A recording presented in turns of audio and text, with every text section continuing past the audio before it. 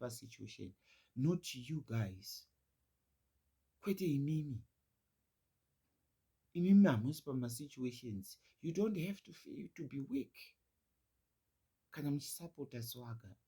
You don't have to allow anyone to bully you because you are supporters. You don't have to allow people kuti vakutongei nedemo kukupusisai. No, don't do that. Because once you accept that from these bullies, inini I will become weak. Ninge ndato weak. But imimi mukazviramba izvozvo, mukazviramba izvozvo, zvinondiitawo kuti niniwo ndivewo strong whenever pane mabattles anoda kuti arwiwe. You understand? Saka musabvuma kubaka family. Musabvuma kuitiswa. Your mother, she's very strong. Your mother, musavhunduka. Ende kana mozogara kubaka family. Chandisingade ndechekuabuswa kusvika ndaiva vulnerable. Mokunzwa? Andidi. I don't allow anyone to abuse me to that extent. Paiva munozona ndongoreka musoro ndongodzungaira ndongodika. It's because of you guys. Even zvese zvanga zvichiitika izvi. Inini kubaka family, let me be honest with you and make you understand. Ndiri doti chiro. Ndiritori ndopaminzaso wechinhu chiri hora chiya kuti munyatsonzwisisa. Okay, ndiri banditi. Ndakasimba zvekusimba zviyazvi. Zvekusimbisa. So, pese paipe pandeze ndakuzoda kuzoita kumita masuicide kuita sei. It's because of you kubaka family. Ndimi muneto makutondifilisa weak. You understand? Because I am on social media for you. Ema musipo musingandisupport, I don't think that ndiri social media. Ema musingandifarire, musingandimireni, musingakomendi, musingauye kuzondiratidza rudo, I don't think that ndiripo. So for me to be on social media is because of you. Ende kuti ndisvike kure, it's because of you. Kuti ndiende mberi, it's because of you. Kuti ndive strong, it's because of you. So mukapanika, ndobva ndavhunduka, ndoita weak. I think Anzani Agnes akakudza ipaya palive I hear her achitaura kuti Swaga anongoda 1-2 people kuti kumuhaipa ende kumudii. But aizvitaura zvake ine wrong yaitaura. Aifanira kungotaura kuti Swaga kana pari kurwiswa kana kuti pari kuitwa sei, mukamusimbisa mukamudai mamupa simba rese. It's true. But kwete zvokuti hanzi kuti kuronga kunoba mari kunodii zvokupenga izvo. Munhu aingoipisawo zvake ngavafurirana nechimbuya ichi kuti vanhu vafile somehow. You understand? But in terms of standing my ground, guys, ndinomira. As long ndine support yevanhu vashoma, handitombode vakawanda. She was telling me the truth. Kuti hamusi kumuziva Swaga. She was telling you the truth, but kwete kuti hanzi kubera vanhu mari. Handibeni. Kana I need anything, kana proof yatakati ngatironge zvakadai, kana message chaiyo ngakutore screenshot aposte. Musanyeberwe. I don't imwe munodai ndaibira vanhu ndiine magatsi here ekuzomira ndichirwira ii mhika iyi mega hamugai kana ndiine zvitsotsi kana chii zvandinoita kana andichaiva zisatauri neni she can tell you kuti Swaga is a straight person. Ndo zvaitonyanyoita kuti handivandide. I'm a straight person, so I don't do zigzag. Handigoni chero nyange ndikaita sei kuti ndigozouya panapa ndichizochinjinura zvinhu, handizvigoni. Musavhunduka. Kune zvese zvandopomerwa guys, musavhunduka. Chero chikataura chinengei, chero zvikati ndakauraya munhu, musavhunduka. Inini kana ndiine chandei ndaita ndinokuudzai ndoga. Handina chandovhunduka kana kutadza kukuudzai. Because muri vanhu vangu. You have to know. You cannot support someone who is fake and stuff. That's why muchiona kuti handidzwani navanhu vari fake. Nekuti I'm not fake. Saka imimi don't allow people to abuse you over stupid things. Please, Kubaka Baka family. Please, I beg you. So, ndosaka ndangozotaurira pana so that you people ndimunokwanisa kundiita kuti ndidzokere pangu chaipo. Ndo the reason why I have to say it here. Andinazvitaura in a way yekutoti I know kuti vamwe vanogona kutozoanalyza vakuzotaura zvokupenga mishi uri chimwe changu. You know hapana kana chatakamboita kana kuti chii. But I just felt like maybe the way yawakavhunduka nayo maybe zvakatoitika kuna vanhu vakawanda. Ndosaka ndauya panapa kuti zvibva zvabatsirawo vanhu vakawanda for next time. Izvezvi zvanoo kuti mafoni angu akutodzima, handisi kuziva chii chiri kuitika kumagetsi. Saka panogona kuzongoti because of mavhidhiyo zvandiri kutaura zvese zvandiri kuita zvomutsa noise, munozviziva. And then movhunduka musati mandiona, musati manyatsotaura neni. No, don't wait for me. Ndimirei. Chero pakanzi ndaita sechero zvikanzi ndakaba million kana ndakanoropa bhengi. Wait for me. Musavhundutswa. Handina zvipande. Handina kana zvipande. Handina zvipande. Handina zvipande guys. Trust me. Handina zvipande. Musavhundutswa. Please, I beg you. Chikumbiro. Kubaka Baka family. Then chekupedzisira chandakuda kuti ndibva ndaclarify. Sisimeli, how are you? Muri sei zvenyu? I hope all is well.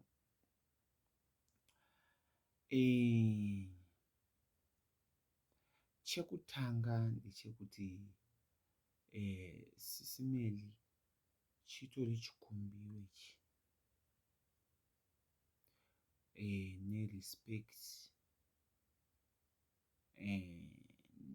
kuti kana muine any means yekustopa madiaries kuzondibhula.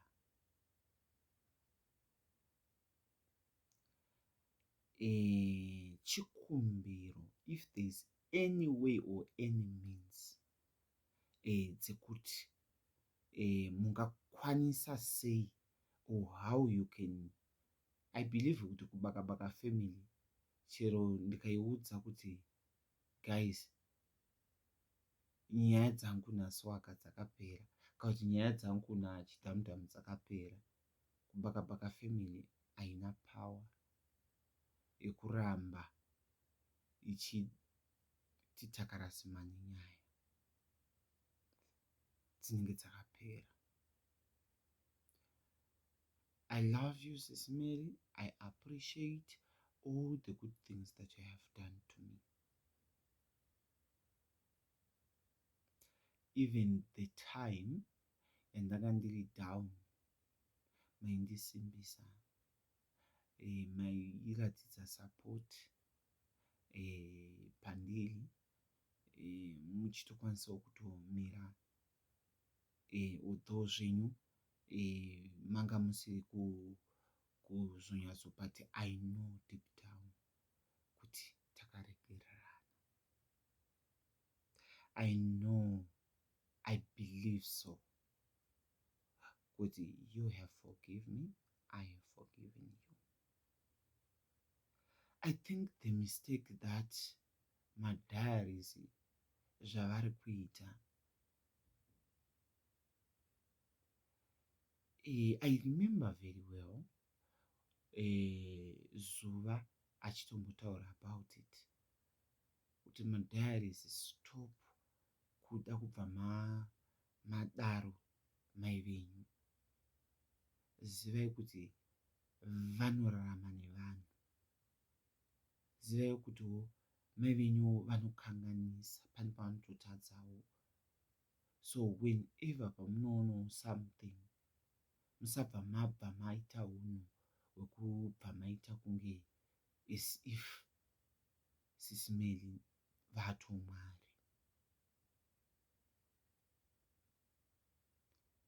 Ini naSisimeli takazivana kare. Ngatoti pamasocialite, she's one from I've a lot vandakatanga kutaura navo ndichipinda pasocial media.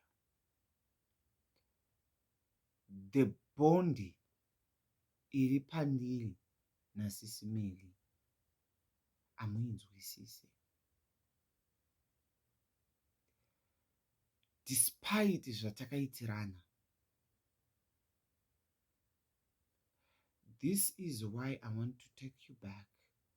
Sisimeli paipai vachiti ndotofunga kuti swaka wakatonisa muhari, this and that. You have kuti munzwisise ipapo. Kana munhu uchida munhu, uchifarira munhu, chero mukazotadzirana sei, chero akakuita sei, hazvirevi kuti munhu iyeye unobva watomuvenga zvamuchose. Unenge usingade munhu, musanyeperana. Kana uchifarira munhu, unenge uchitomufarira. Munganetsane mugorwa mugoitirana mugoita seka, but pane kamwoyo. Zvakafanana ndoda kupa example. Tina vanhu vandakarwa navo pasocial media panapa, vekuti handitorina basa navo. You understand? But out of vese avo vandakarwa navo, vekuti chero zvikaita sei, but mumwoyo mangu havabvi. Mukuona Chidhamudhamu, muri kuona Louisa, zvinotondirwadza the way they do things. This is why kuna Louisa paya ndakazoenda ndichiti ngatiite peace. Despite akanditadzira, despite ndakamutadzira, whatever that happened, because inside me ndinomufarira. I cannot run away from that. Yes, ndotozorwadzwa zvaanondiitawo ndichizomudii, but mumwoyo mangu ndomufarira. Ndozvakafanana naChidhamudhamu, ndinomufarira. Yes, ndingagumbuka ndingaita sei, ndigorwadziwa ndikubatikana, but inside my heart ndinomufarira. Saka you people, you must know this, kuti munhu kana uchifarira munhu, mukanetsana mukakanganisirana, zvakafanana namuchembereso kuwana. Muchembereso kuvakanditadzira, ini ndikavatadzira. Kungotiwo ndakapfurikidza, but vakanditadzira. But tikaita peace, tikaregererana, we have moved on. We are okay. muchembeso kwandombotibatsira nemari chaidzo ndambozvitaura pano. Vanotondisaba big time muchembeso kuvaive. Vana Bishop takaitana sei? Vana Sisi David takaitana sei? Vana Hazel takaitana sei? Move on. Madiaries, move on.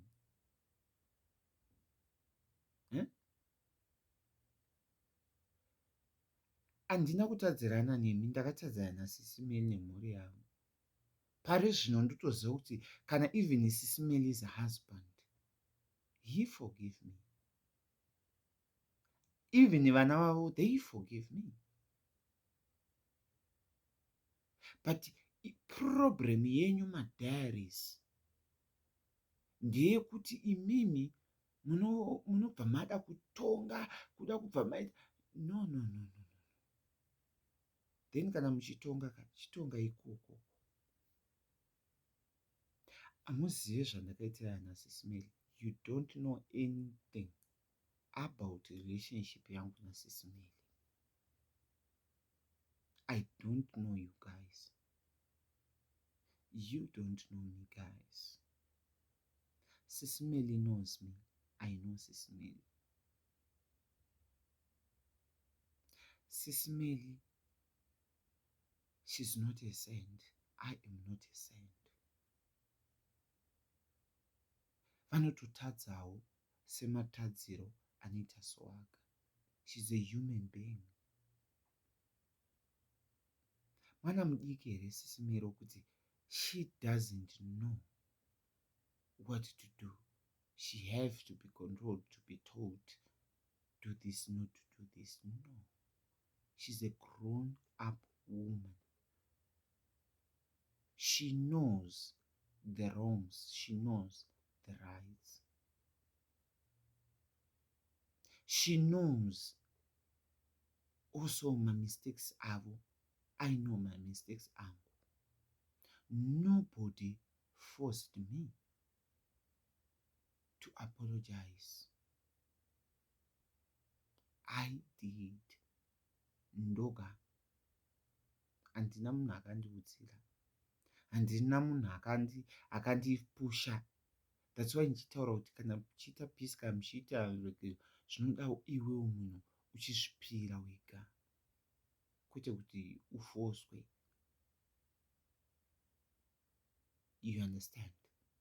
Nokuti ukazvipira wega unenge uchiziva chauri kuapologizira. Unenge uchiziva the right and the wrong. I acknowledge the mistakes that I did. But that doesn't mean that Sisi Mary she's a saint. That doesn't mean that Sisi Mary vanogona zvose. Vanotori mistakes avo. Vanotoriwo nezvavakanditadzira. Saka kana tasvika a conclusion yekuti Sisi Mary inini hangu I want to apologize for 1, 2, 3 things that zvandakazoenderera. Please forgive me. Ivo vakati aiwa zvinowanikwawo. Nenyoka paine zvese zvaunofutowo zvakanditadzira. Let's move. I came per social media. I did public apology. Vanhu mukafara, vanhu mukatenda, mukati wagona. Ndikati zvakanaka kaizvi. Ndakaita long life. Iriko kana isina kudhilizwa. I did. And I apologize. But the way yacho yamuri kutora nayo zvinhu madiaries, you don't do that. Musadaro. And I believe that you guys, you are trying so hard to push me to go wrong side. Kuti muprove zvamunoda kuprova kuti Swaga achinje, Swaga this and that, Swaga that. Ndosaka muchinyanya kuda kubva mandi musadaro, musadaro. Why is it most timu riri kunze uko haridi kuti titi pasocial media pave nepeace? Hinda, I always ask myself, why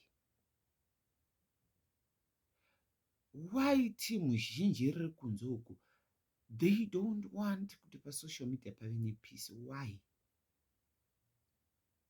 I always ask myself, why? You guys, grown up people, women and men, tiri vanhu vakuru.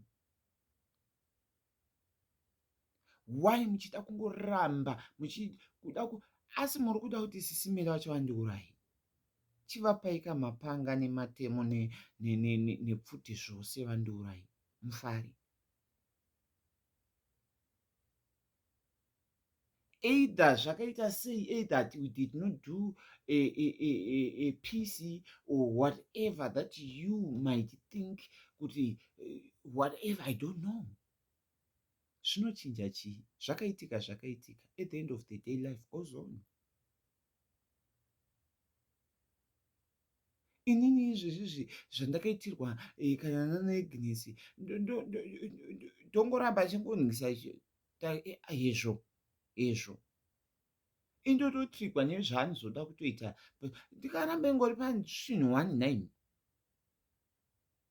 pachinhu 1 handakutadzirana nemi kai.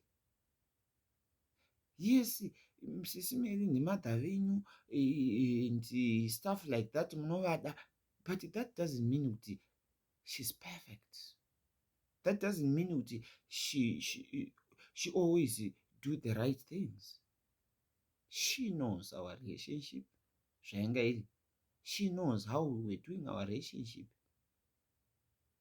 I have the right to react, but not kuti ndizoenda kuma extremes. I think she said it on a live, which I realize and apologize.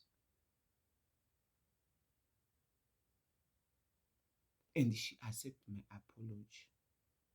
There is another day, randakatozoenda kuseri ndikati Sisimere, tichiri pahondo kana kuti, nekuti I didn't understand. Then she was honest to me. Akati kana ndakakuregerera swake, handina kana chokuti hanzi handina.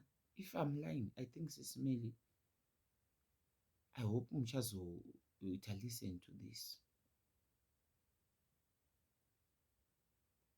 And then vanhu venyu vanenge vachiuya vachida kundibhula vachiita sei, handizivi kuti vari kutsvagei. I think there is a mistake that you did, Sisimere, yekuti amene munhu akakwira palive penyu, ndakazoiona musi unono live iyoyo. Ndobva amene zvikanzi achazokutukai futi chichi. I think makatopa vanhu sort of like authority kana kuti that thing yekuti they are trying so hard kuti ndisvike that mistake which we made peace on, so that ndiite izvozvo and then they will prove zvavaitaura kuti swaga this. Ndo zvandakutoona, because this is not normal the way they are doing. Ndakanetsana nevanhu pasocial media, ndakarohwa nevanhu pasocial media, but not kuti, ende madiaries, ndinokurespectai, 100% ndokurespectai. You don't know how much I respect you guys. Ndosaka muchiona kuti pandaitukana naSisimere pacho, handambokubatai, inini kana chinetsana nemunhu ndingatobate hama dzake kana kuti vana vake kana kuti chii whatever, but not comment section, not supporters. Nekuti ndoziva kuti the same people who are there, they are the same people who are with me on my life. Saka because of that, ndosaka ndichiti musadedze mazita evanhu vanosapota, either ukadii muchivadedza muchiita sei. That's bad. Saka I've got so much respect in you guys, but yamaakuzoita ika musazodaro. I've made peace with Sisimeli. I love her so much, and yes, zvipo, and I don't want to go back. There's a lot that Sisimeli did, my mistakes. I want to acknowledge that she did my mistakes. There's a lot that I have wronged people. Jandino acknowledge ndoga that I have wronged people. But kana pakaita peace ika, kapaiti peace, tite move on. Kwete kuti ramba tingoteke nechinhu chimwe chete. Toramba takarasima tiri vanhu vakuru wani. Kutaitwa sei? Kutaitwa sei? Tozvozodi. Tokuramba ende chinondishamisa most these people that always kunonzi kuita sei? Kuinstigate situations, zvinhu zvirambe timu riri kunze kwenyika. Mostly. Apa ndimi vanhu vatototarisa kuti these people should, this is the honest truth. I have noticed this. Timu riri kunze kwenyika ndimi muri kukonzeresa division among ourselves. Kumasocialite ndimi muri kutiisa pa a vulnerable portion whereby we have no choice, because we don't have, you help us, because you support us, so we'll end up just do what you guys want, which is going to make us vulnerable and not be able to have the voice of saying, no, I'm okay with the Ningi. No, there's no need to fight in Naningi. No, we have moved on. Now we forgive each other. No, zvakadarika, let's do this. Imimi. This is the honest truth, guys. I've noticed this. I'm not saying this in a bad way, but I'm trying to make you understand where problems are coming from. Because ndimi masapota edu, ndimi munotida, ndimi munotisapota, ndimi muri kutiitira zvakanaka. But I believe dai mama imbomirai, guys. Please don't take it a wrong way, but seriously speaking, guys, I don't think it's a good thing. Tisapotei murudo, tibatanidzei, kwete kuti mutiparadzanise. Tisapotei nekuti you want to support Swaga nekuti unomufarira. Paanonidawo support ndomupa nekuti ndinomufarira. Musatisapota nekuti takasazoita zvamuri kuda kuti tiite takaipa. Because mangwana you'll be disappointed. ndopandotadza kuzonzwanana nevanhu vakawanda kuti guys, you support me, I appreciate, I am grateful, and without you. But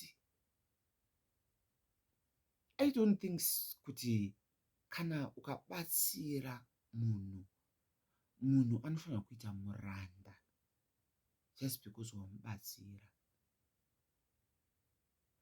That's why I love my supporters. Vanondipa mari, vanondipa masters, vanoita sei, havanditongeri kutoti izvezvi ndikamuka chiti ndoda kuti ndakuda kuregerana kana kuti nachidhamudhamuyo. They will just accept. That's how much I love Baka family. Chero taipapa vangatozokumbira kuti Swaga, wona iwewe taikurwira, taikuita sei, ezvinezvi maita pisi, isu takabhurokwa takazoita sei, kuona kuti ungaita sei, ende totomeka sure kuti zvinhu zvakadzisika, because ndini ndakaisa vanhu ipapo. You understand? There is a lot of team diaries rakabhurokwa papeji pangu panapa, handautombova mublock, a lot of them.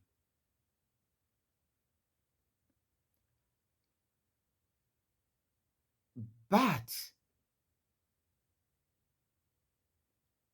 the way yamakuita nayo, no, muda kuzama, muda kuti zvigozosvikepi, zvakaitika, ndakatoka Sisimeli, ndakatoka vanawo, ndakaita sei. But hazviri kuti Sisimeli is perfect, hazviri kuti vanogona zvese, hazviri kuti havanawo zvavakanditadzira, zviripo.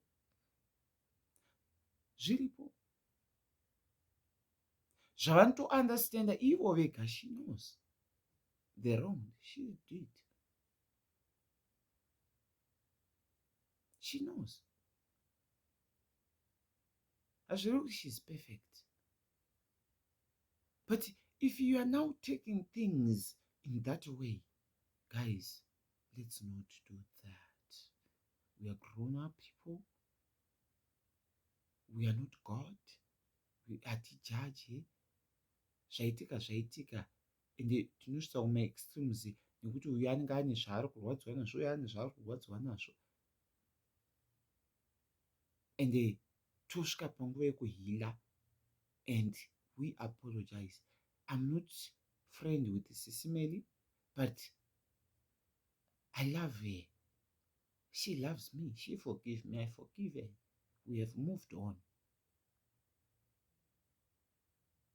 Hazvirevi kuti kana ndakadecide kuti ngatiite peace, maakuchitora advantage yekundiabuse. Musadaro.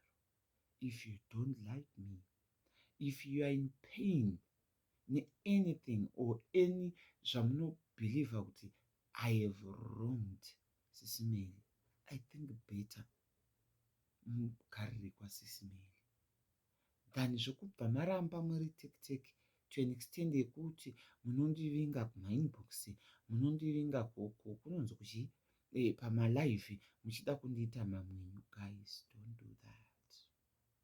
Because ndikatanga futi munhu wandinototi ndakaita peace naye, wandakatadzana naye ndiSisimeli, we made peace. Imimi makangofanana nevanhu vese, tinongotobatana. Saka Sisimeli havazokusiyeiwo nekuti mukurwira, but Sisimeli, she has the right yekumira vataure nemi. Sisimeli chikumbiro, kana vachida kuhila ngavahile vari muleni mavo. I apologize so many times. I think 3 times. And if kana kuri kuti havana kuhila, I think ngavahile vari kumba. Ngavasada kungoti pese pese vanoda kupinza nyaya dzenyu neni dzakaitika dzakadarika. There are good things that I did, kuna Simeli. There are good things that Sisimeli did to me. There are bad things that Sisimeli did to me. There are bad things that I did to Nasimeli. Both of us were not perfect. We wronged each other. Although ndakazoenda kuma-extremes kwandasafani kuenda. And I realized that, and I apologize. She accepted my apology for the wrongs I did. But iye kuzoda kubva manya musadaro maitwa sei. Chekuti tidanane. Chiko mumaZimbabwe taakuita uroyi hwakaoma kudaro. Ndozviziva kune tumasocial change choka tuchida kudii kupusha kuda kuita sei kuti Sisimeli neni handimbofi ndakanetsana naSisimeli. She know how much I respect her. She know how much I love her. And I know how much she loves me. Either you don't want to accept, either zvichikubhowa sei, you must just accept it because it is what it is. Who can change it? The two of us, not you people. Saka chikumbiro, Sisimeli, kana muchikwanisa taurai nevanhu madhayaris kuti guys ngatishege kuramba. Hakutondiratidza kuti Sisimeli vacho hamutovadi, because kuramba mongotaura gore zvavaitukwa zvacho zvese zvavaitukwa muchiramba muchingozviunza, muri kuita kuti Sisimeli vacho vahile kana kuti muri kutovafungidza kuti zvivarwadze.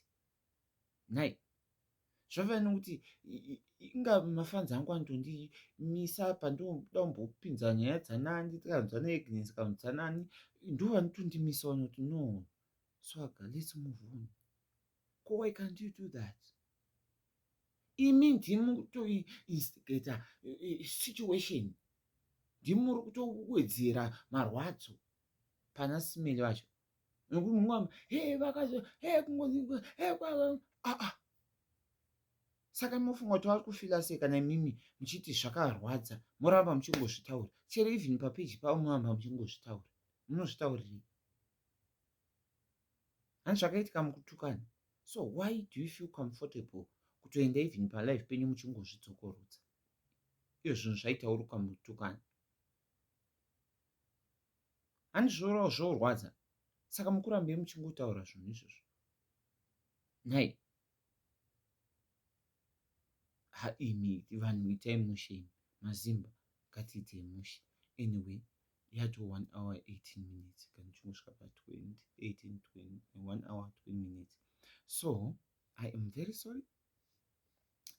Kana paini angabatikana pane pandiri ndakanganisa pamwewo ndiri ndakanganisa ndisi kutoziva kuti pandakanganisa, but I don't think I have poured my heart zviri pamwoyo pangu. Ndataura zvose and ndaclarifya. I have made everything clear. Ndasati ndambonyatsowana time to tell you guys or to speak with you, and I thank God. I think zvatoitika zvemagetsi izvi zvatoitawo kuti pasina madistractions, pasina chii kuzorasika, zvaita kuti ndinyatso expressa my feelings the way I am feeling. Ndichazoita zvangu imwe vhidhiyo mangwana yekuzonyatsa kukuudzai some of my personals zvandikuenda go through zvandiri in need of and stuff, kuti zvinyatsocheka manje, because a lot of people have been trying to, they want to know. Vamwe vanonge vachindibata kuseri, onai mavhidhiyo aya, onai malife andinoita pamwe pacho ndozi ndovata ndoita sei. Saka communication nema1-1 haisi nyore, you understand. That's why most zvinhu zvese ndovandoda kungotaurira papublic, you understand, so that munhu wese angopa anzwisisa, because ndinogarisa palive energy ndaita 3 hours something, nearly 4 hours. Imagine ndichiclarify everything nekutenda nekuappreciate 4 hours. yekutanga ita 1 hour 14 minutes, yechipiri 1 hour 1 hour yekutanga 1 hour 11 minutes, yechipiri 1 hour 16 minutes, and yechitatu 1 hour 20 minutes something, so which means nearly 4 hours.